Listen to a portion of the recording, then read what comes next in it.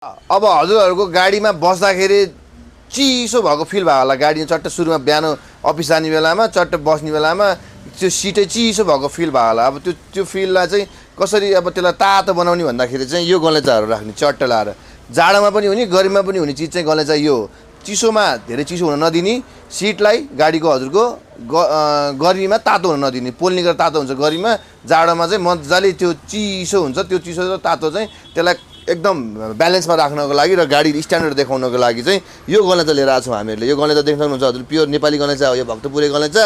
र यो भन्दा अलिकति कम रेन्जको पनि छ हामीसँग।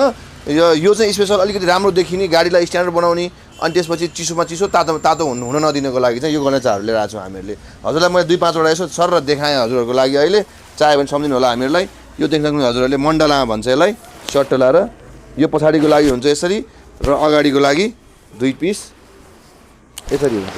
यो कटिङ गरेर यसलाई अगाडिको 2 र पछाडिको भयो। यो एउटा भयो हजुरको। अर्को देख्न सक्नुहुन्छ हजुरहरूले, यो सर्ट लाएर कलर डिफ्रेन्टमा भयो यो यसरी। र फेरि अर्को आउँछ हामीसँग, अर्को कलरमा छ बुट्टामा। यो चाहिँ सर्ट लाएर यसरी देख्न सक्नुहुन्छ हजुरहरूले।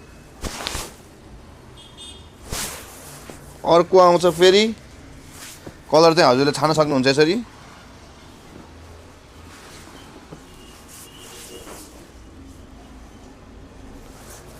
अब यस्तै गरेर यो धेरै थरी छ हामीसँग। यसको साइज वाइज पनि फरक छ यसरी। यो चाह्यो भने चाहिँ हजुरहरूले बालकुमारी कार सेन्टर कुलेश्वर आउनुपर्ने हुन्छ।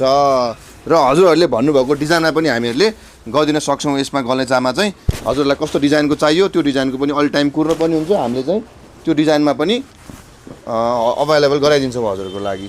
यो चाहियो भने हजुर आउनु पनि हुन्छ। बालकुमारी कार सेन्टर कुलेश्वर आइदिनु होला, पालिदिनु होला बालकुमारी कार सेन्टर। धन्यवाद।